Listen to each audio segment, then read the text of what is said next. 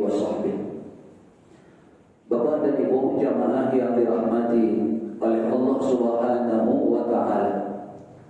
Salah satu dari 30 lebih kurang hadis Rasulullah yang berkenaan dengan pelaksanaan ibadah kurban yang telah saya kirimkan kepada Bapak dan Ibu sekalian, maka salah satu hadis itu menyatakan bahwa Rasul sallallahu alaihi wasallam bersabda, "Idza ra'aitumul hilala dzil hijjah," apabila kalian telah melihat hilal bulan Dzulhijjah, artinya anak bulan masuk kepada bulan Dzulhijjah telah kelihatan, telah disaksikan, telah muncul, maka kata Nabi kita sallallahu alaihi wasallam bahwa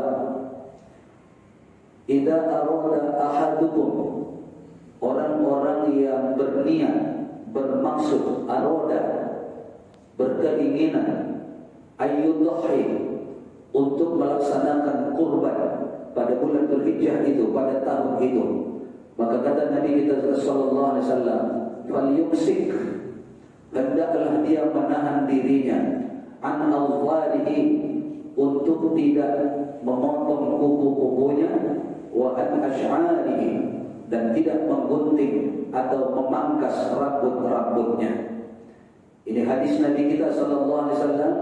Bapak Ibu bisa lihat, karena hadis ini sudah saya kirimkan kepada kita sebanyak 30 hadis lebih kurang, 17 halaman dari kutipan atau dari yang saya kutipkan yang terdapat di dalam terjemah Mukhtasar Kitab Nailul Autar. Dan jika ragu dengan itu, merujuk kepada kitab Nailul Autarnya yang asli, maka kita akan menemukan hadis tersebut di dalam kitab itu. Nah, maka dari itu, dengan dasar dan dalil hadis ini, para ulama dalam kitab-kitab fikih kita, termasuk di antaranya kitab fikih Sabilal Muhtadin ini, itu para ulama mensunnatkan hukumnya. Sunnat hukumnya bagi yang mau berkurban untuk menahan dirinya dengan cara tidak memotong kukunya dan tidak menggunting atau memotong atau memangkas rambutnya. Sejak kapan? Idza ra'aitumul hilala dzulhijjah, sejak sudah dinyatakan hilal anak bulan Dzulhijjah itu telah muncul, berarti sudah datang bulan Dzulhijjah. Sampai kapan baru boleh dia atau lepas hukum yang disunnahkan tadi?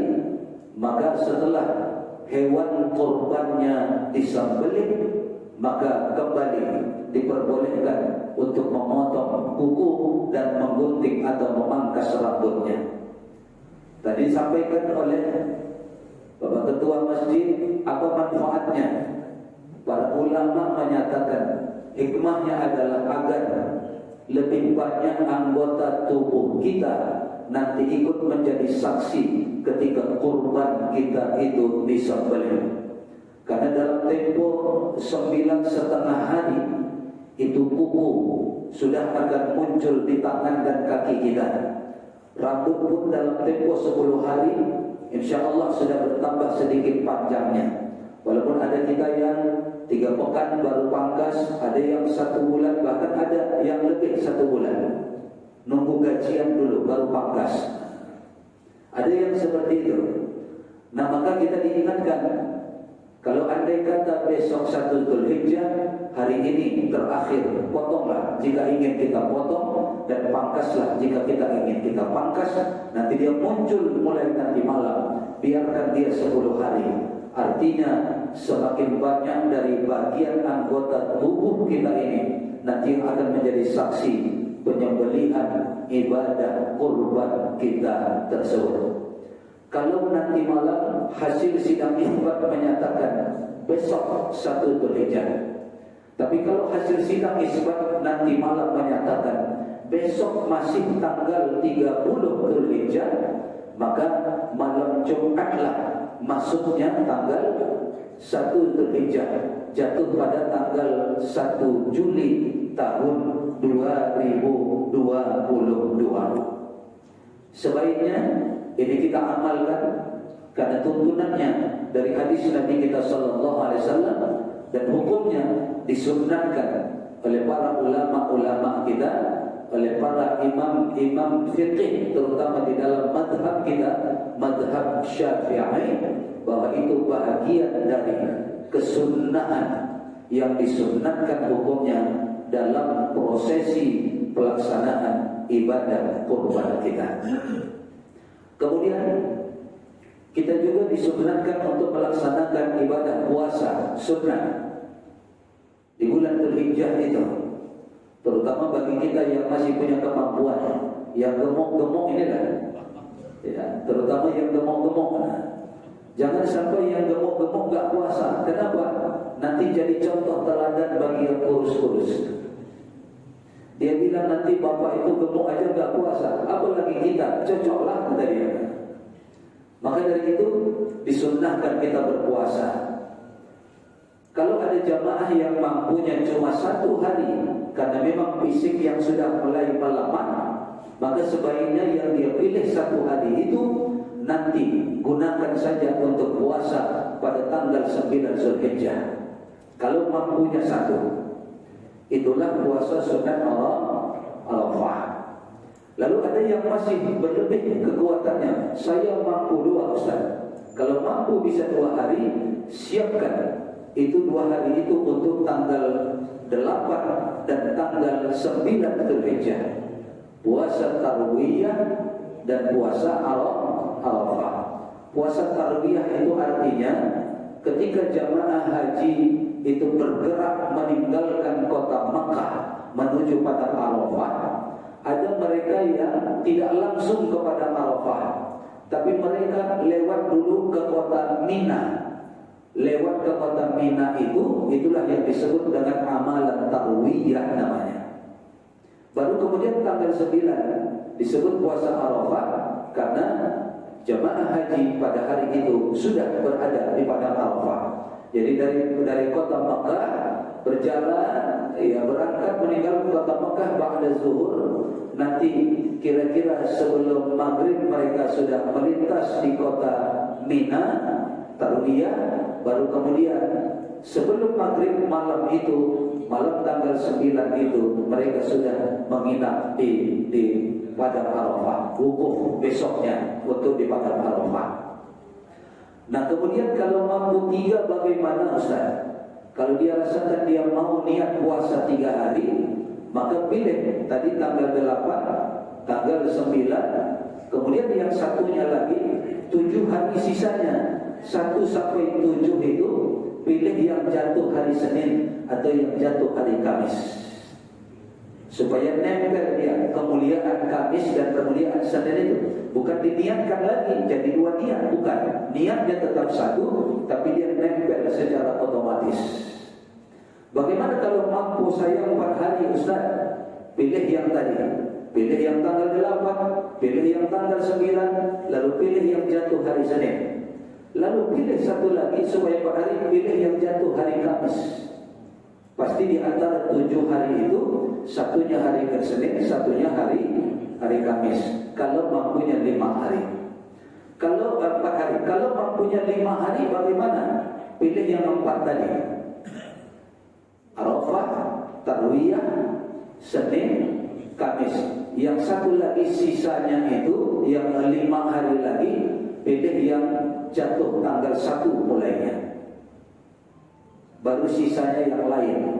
Hari kedua kah, ketiga kah, keempat, kelima kah, yang tidak jatuh lagi pada hari Senin dan tidak jatuh lagi pada hari Kamis. Jadi begitu langkahnya. Yang mampu 99 jangan pilih 1. Yang mampu puasa 9 hari, apalagi selama ini memang sudah jadi amalan rutin. Sudah amalan rutin.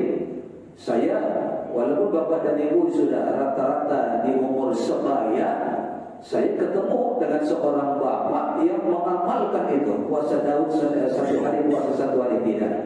Lalu saya semakin kagum karena ada seorang ibu yang sudah 10 tahun malah mengamalkan puasa itu. Nah, maka yang mampu kerjakanlah sepenuhnya. Yang tidak, jangan dipaksa. Jangan nanti gara-gara puasa 1 hari mahnya kambuh, kepalanya mendenyut-denyut, kepala pusing, akhirnya muntah-muntah pula. Itu mudarat namanya. Jangan dipaksakan. Yang mampu silakan. Yang tidak mampu puasa, cari amalan yang lain.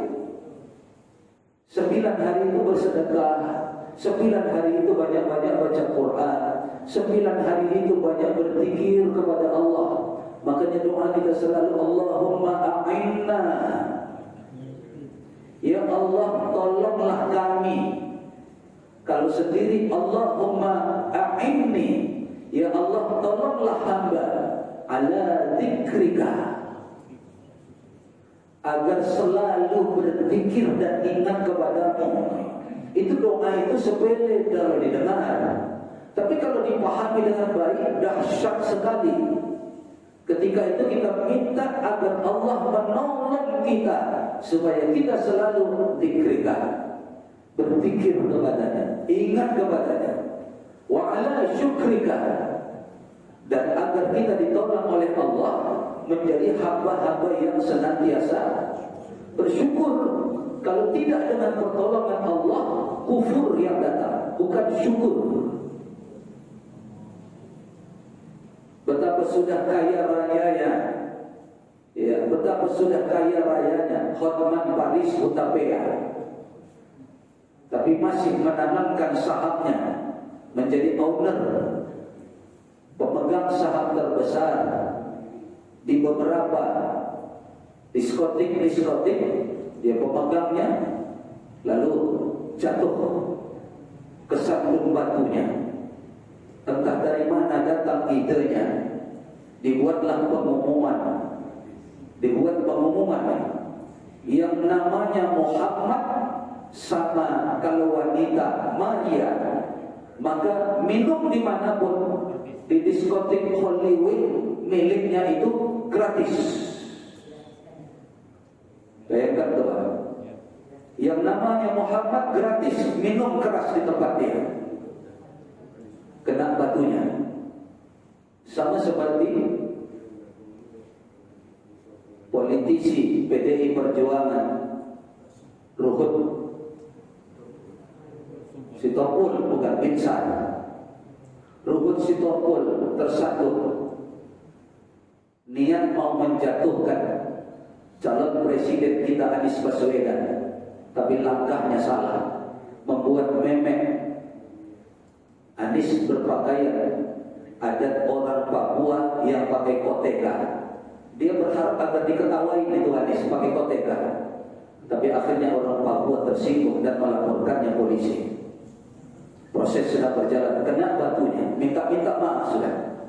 Termasuk orang yang berani menantang api neraka, Nikita Mirzani, sudah jadi tersangka malah, bahkan mencoba melawan polisi. Itu ancamannya 12 tahun penjara, ancamannya. Kalau ponisnya 8 tahun habis.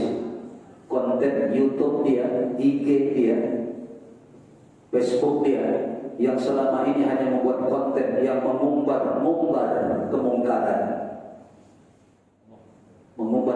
kemungkaran, dia kaya raya dengan pembayaran itu dari media sosial itu. Sekarang kena batunya, tersandung batunya. Nah, maka dari itu, Bapak dan Ibu jamaah yang dirahmati oleh Allah Subhanahu wa ta'ala, maka dari itu, kenapa tadi kok bisa masuk ke sifat kami? Apa ceritanya tadi? Bersyukur. Kalau nggak dibalikkan, saya terus ini jalan terus ke sana arahnya. Kita balikkan, tapi baliknya di mana tadi simpangnya tadi? Bersyukur ala syukrika, a'inni ala dzikrika wa syukrika. Mau jadi orang bersyukur itu minta tolong sama Allah. Mau menjadi orang yang senantiasa berzikir itu minta sama Allah. Maka saya bilang doa ini jangan cuma hafal, doa ini jangan cuma diucapkan, tapi doa ini dimengerti supaya nanti isi doa itu jadi hadir dari hati.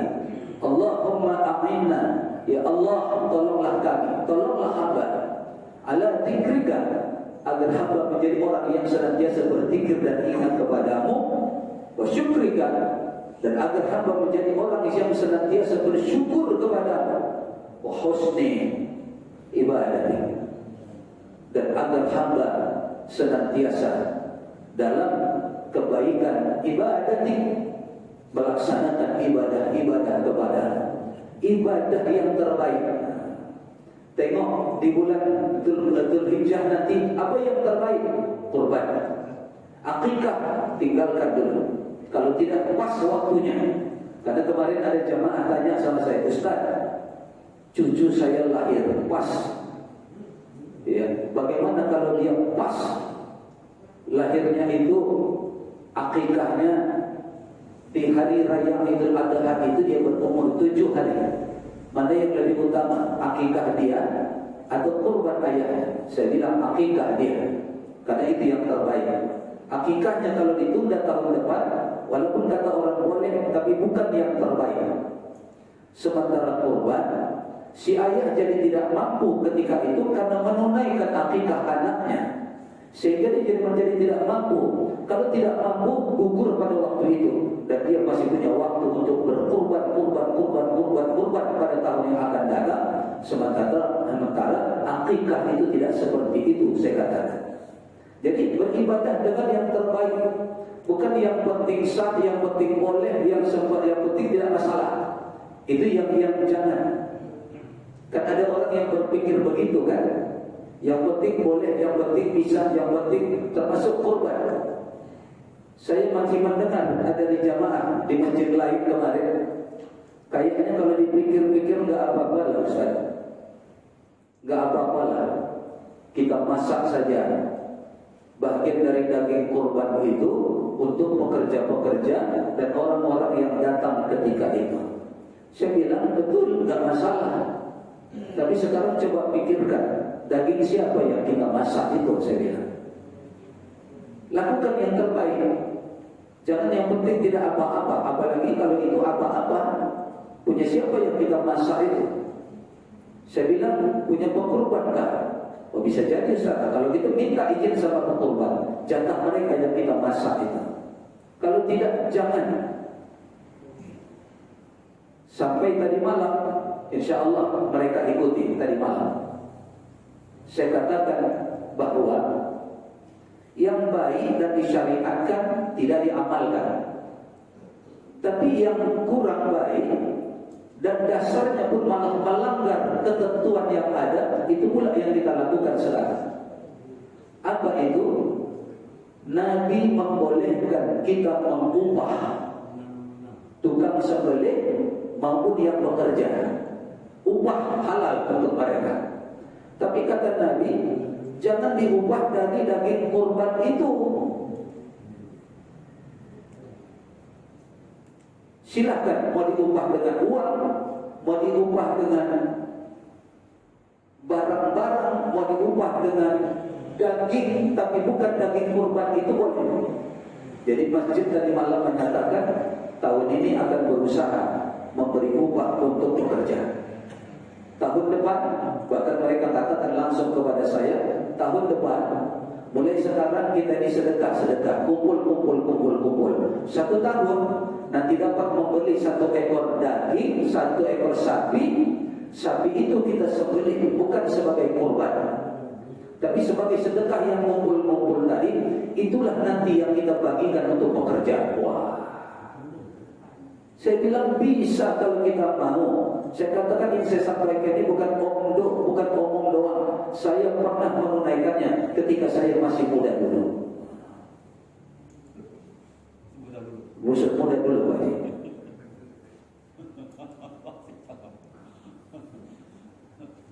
40 tahunan yang dulu, 40 tahunan. Umur 40-an begitu. Bisa, semua bisa ditunaikan. Jadi tukang sembelih diupah, orang yang bekerja itu diupah.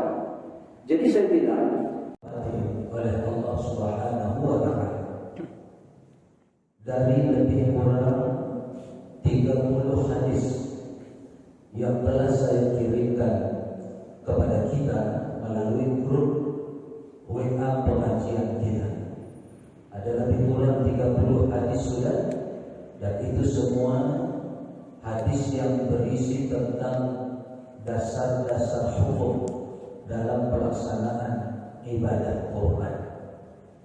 Maka salah satu dari hadis itu, nanti Bapak dan Ibu bisa baca kembali. Salah satu hadis itu menerangkan tentang dasar hukum orang yang sudah berniat untuk berkurban. Maka Majelis Ulama mendasarkan hadis itu sebagai dalil disunnatkannya orang yang sudah berniat berkorban itu untuk menahan dirinya, tidak menggunting rambutnya dan juga tidak memotong kukunya ketika dia sudah mendapatkan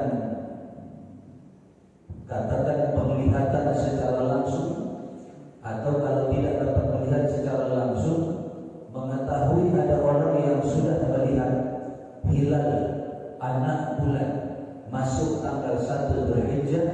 Sejak itulah mereka disunatkan menahan untuk tidak memotong kuku dan memotong rambutnya lagi sampai nanti kurbannya telah disembelih. Salah satu hadis itu menjadi dasar hukumnya ketika Nabi mengatakan, "Idza ra'aitumul hilala dzulhijjah," apabila kalian ra'aitum telah melihat, telah menyaksikan hilal dzulhijjah, hilal anak bulan tanda masuk bulan dzulhijjah, wa idza arada ahadukum, dan di antara kalian sudah irodah, kalian sudah hendak, sudah berniat ayyudhhi untuk melaksanakan kurban pada tahun itu, maka kata Nabi kita falyusik, hendaklah dia menahan dirinya an adfarihi, untuk tidak memotong kukunya, wa an ash'arihi, dan juga tidak menggunting rambutnya atau memangkas rambutnya. Jadi sejak kalau tadi kita tidak sempat mendengar hasil sidang isbat, apakah besok tanggal 1 Dzulhijjah atau masih tanggal 30 Dzulqa'dah. Jadi hari ini tanggal 29, tadi malam ini malam 30. Kalau Dzulqa'dahnya 30. Tapi kalau hasil sidang isbat malam hari ini menyatakan besok masih tanggal 30 Dzulqa'dah, maka besok masih ada kesempatan memotong rambut atau memotong kuku. Tapi kalau sudah dikatakan besok jatuh tanggal 1 Dzulhijjah, maka malam ini sunat untuk tidak memotong rambut lagi atau tidak memotong kuku lagi itu berlaku sudah. Sejak kita mendapatkan pemberitahuan bahwa hilal tanggal 1 Dzulhijjah sudah datang, sejak itulah. Sampai kapan? Sampai nanti selesai korban kita disembelih. Berarti 9 hari saja kita tidak memotong kuku. Kalau rambut, rata-rata kita ini ada yang sebulan sekali baru cukur rambut, baru potong rambut. Malah ada yang 3 bulan sekali, karena biasa gundul sudah. Jadi kalau pangkas itu digundul habis, jadi tahan 2 bulan, 3 bulan. Nah maka dari itu hari ini insya Allah kita semua sudah membersihkan kuku-kuku kita. Kuku yang mulai tumbuh nanti malam dan selama 9 hari setelah ini nanti akan ikut menyaksikan ibadah kurban kita disembelih. Tapi ini berlaku hanya bagi orang yang berniat berkorban. Karena hadis tadi mengatakan wa idza arada ahadukum an yudhhi, disunatkan bagi orang yang sudah berniat untuk berkorban. ditanya oleh jamaah, bagaimana dengan istri, ustaz, keluarga? Jika mereka mau mengikutnya boleh, tapi perintah ini diutamakan kepada yang berkorban, kepala keluarga yang korban itu nanti disembelih atas namanya. Saya juga ditanya oleh istri saya, bagaimana dengan kita sama anak-anak, mau ikut mengamalkan? Boleh, lebih baik. Apalagi kalau wanita yang dijaga itu cuma kuku 9 hari setelah itu. Kalau rambut, biasanya wanita bertahun-tahun itu rambutnya tidak pernah dipotong dan tidak pernah digunting. Jadi berlaku hanya kuku. Dan ini sekaligus menjadi dasar yang diperintah itu berkorban itu laki-laki. Kenapa? Yang tidak mencukur rambut. Kalau wanita tanpa ikut berkorban pun memang hukum mencukur rambutnya itu tidak seperti laki-laki seringnya. Kalau kuku mungkin kita sama memiliki kuku yang paling tidak kadang-kadang sepekan sekali, 10 hari sekali, atau 2 pekan sekali, atau ada yang mengamalkannya setiap hari Jumat ketika dia mau mandi sunat hari Jumat untuk sholat Jumat, disitulah baru dipotongnya. Maka ada kita yang hanya sepekan sekali saja. Maka ini amalan tuntunan Nabi kita sallallahu alaihi wasallam yang ketika ditanya oleh jemaah, apa hikmahnya Ustaz? Hikmahnya rambut yang tumbuh selama 9 hari setengah, kemudian kuku yang tumbuh 9 hari setengah, ini akan ikut nanti menyaksikan hewan kurban yang disembelih. Kenapa? Kita khawatir nanti ada orang besok hari raya Idul Adha misalnya, hari ini dia justru gunting rambut. Kenapa?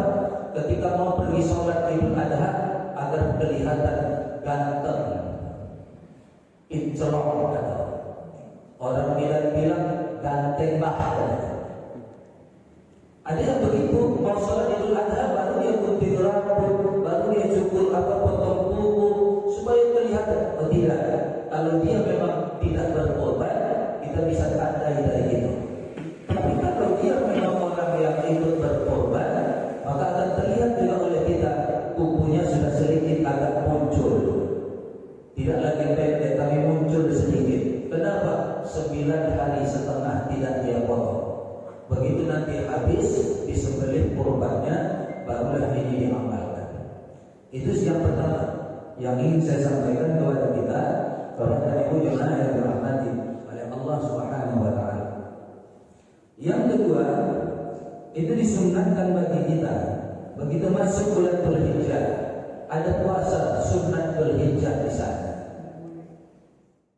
Jadi kalau nanti kita sudah mendengar pengumuman atau nanti pulang kita dengar pengumuman malam ini sudah malam 1 Dzulhijjah, maka besok puasa sunnah Dzulhijjah itu sudah berlaku. Yang masih mampu silakan. Disunnahkan mengerjakannya 9 hari, terutama yang gemuk-gemuk. Karena kadang-kadang yang kurus ini Pak panjang akalnya. Bapak haji itu ya gemuk tak puasa. Apalagi kita yang kecil begini katanya pulang. Tapi ada juga yang sudah terbiasa dengan puasa-puasa kita. Namun ada jemaah yang bertanya, Ustaz, kayak mana kalau saya tidak tahan 9 hari? Tanggal 1 sampai tanggal 9. Saya bilang tahannya berapa hari? Paling 1 hari ya Ustaz. Umur kita sudah kayak gini dan kita takut pula ada maghrib. Kalau mampunya cuma 1 hari, saya bilang pilih nanti tanggal 9. Karena dari seluruh 9 hari itu, tanggal 9 itu yang paling utama. Makanya kita kan selalu berdoa kepada Allah ya. Allahumma a'inna ala dzikrika wa syukrika wa husni ibadatik. Ya Allah a'inna, Allahumma ya Allah a'inna, tolonglah kami ala dzikrika, untuk selalu ingat berzikir kepada, supaya sering berzikir saya minta sama Allah. Wa syukrika, dan agar hamba dapat senantiasa bersyukur kepada. Mau menjadi hamba yang bersyukur, a'inna, minta pertolongan kepada Allah. Wa husni ibadatik, melaksanakan yang sebaik-baiknya pengabdian kepada Allah. Jadi kita harus tahu, walaupun ini boleh, minta yang terbaik sama Allah. Mana yang terbaik itu? Wa husni ibadatik, minta yang terbaik.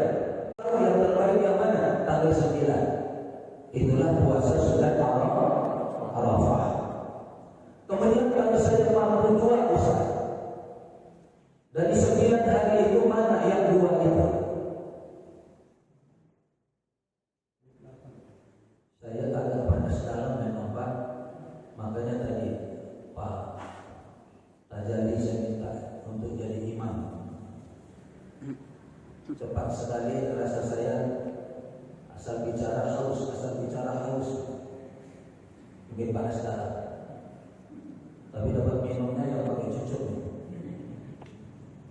Ini boleh saya minta maaf, Pak Tajali, Pak Ketua, boleh? Minum yang diseger dan dihisap makruh.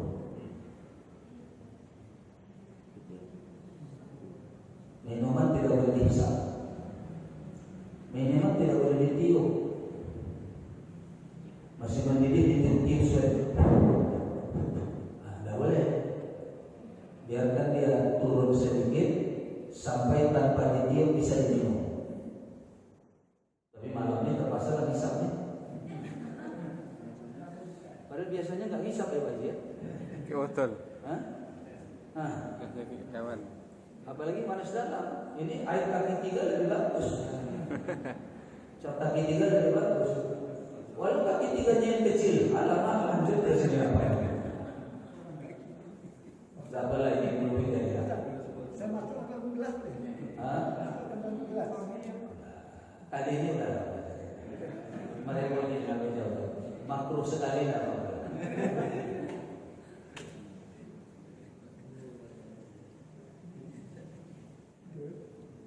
Enggak, kalau kaki 3 yang kecil itu selain menghilangkan haus juga obat panas.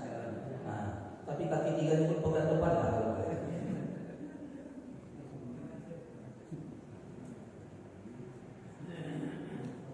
Karena kadang-kadang obat dan itu berbulan-bulan dipakai terus.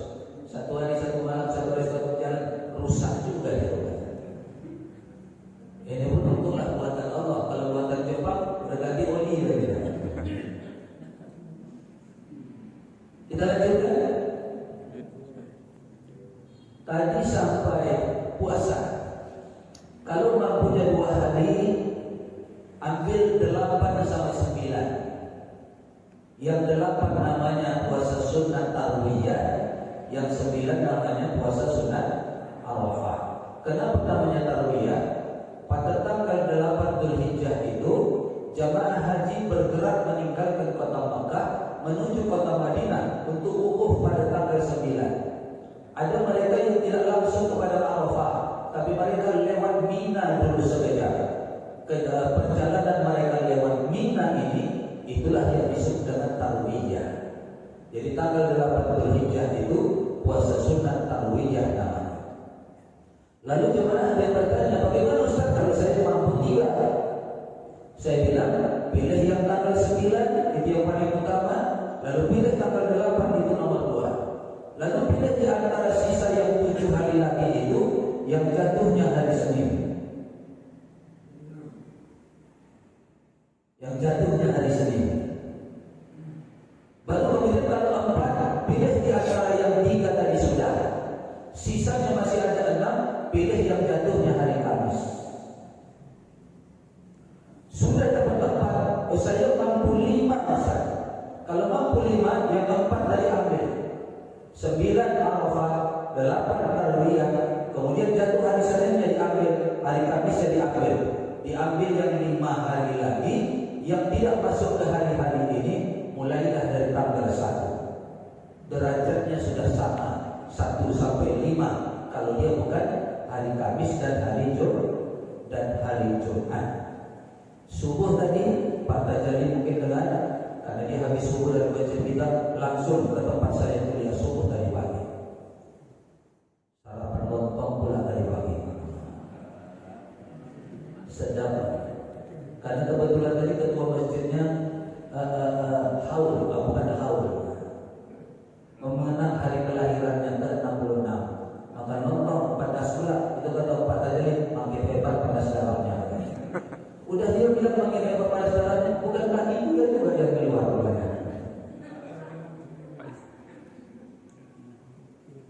Nah jadi kalau itu ya, kalau mampu 9 hari, nah, sudah syukur alhamdulillah semua. Ditanya oleh jamaah sebutan, bagaimana niatnya Ustaz? Lafaz niatnya untuk yang puasa Arafah, nawaitu shaumal Arafah sunnatan lillahi ta'ala. niat yang dalam hati sengaja hamba berniat puasa sunnah Arafah karena Engkau ya Allah. Bagaimana puasa sunnah yang tanggal 8 Tarwiyah? Nawaitu shaumat Tarwiyah sunnatan lillahi ta'ala. Ya Allah, sengaja hamba puasa sunnah Tarwiyah karena Engkau ya Allah. Bagaimana dengan puasa sunnah Senin? Sudah biasa ya. Ya, nawaitu shaumat Senin, nawaitu shaumat Khamis kalau di hari Kamis. Lalu yang lain yang tidak masuk di situ, maka niatkan bahwa kita puasa sunnah Dzulhijjah. Nah yang tadi jemaah lagi, bagaimana kalau yang Senin sama Kamis kita niatkan kita puasa sunnah Dzulhijjah, bukan Senin bukan Kamis, maka saya bilang Kamisnya akan otomatis nempel, karena hari itu hari mulia. Kita puasanya Dzulhijjah mulia, lalu kita puasanya di hari Senin, tambah kemuliaannya. Jangan dua-dua diniatkan. Nawaitu shauma Dzulhijjah wa shaumal Khamis wa shauma Ramadan. Katanya pula lagi berganti Ramadan. Pilih salah satu, yang lainnya akan nempel. Kalau ada ibu-ibu niat di situ mau ganti puasa Ramadan, karena mengganti puasa Ramadan itu wajib, maka niatkan mengganti Ramadan. Seninnya nempel, Kamisnya nempel, Arafahnya nempel, Tarwiyahnya nempel, Dzulhijjahnya akan nempel. Kenapa? Dia akan cenderung mengikut kepada yang paling utama. Itulah wahusni ibadah tadi. Kita harus tahu mana yang utama mengabdi kepada Allah. Nah maka dari itu, Bapak dan Ibu jemaah yang dirahmati oleh Allah Subhanahu wa taala, jadi puasa yang 5 hari lagi itu puasa sunnah Dzulhijjah. Nawaitu shauma Dzulhijjah sunnatan lillahi ta'ala. Sudah itu puasa. Jadi yang mampu 9 hari, ayo gunakan kesempatannya.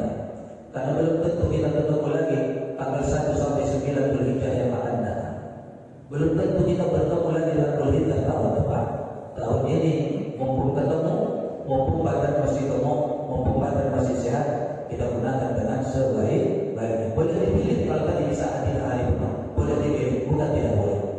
Bagaimana Ustaz kalau semuanya saya tidak bisa puasa lagi sudah?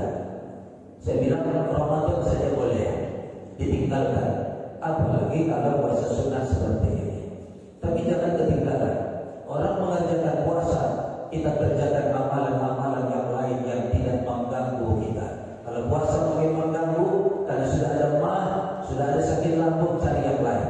9 hari bersedekah, 9 hari baca Quran banyak-banyak, 9 hari berzikir kepada Allah, 9 hari datang salat berjamaah terus-menerus ke masjid. Lakukan, walaupun kita tidak mampu berpuasa.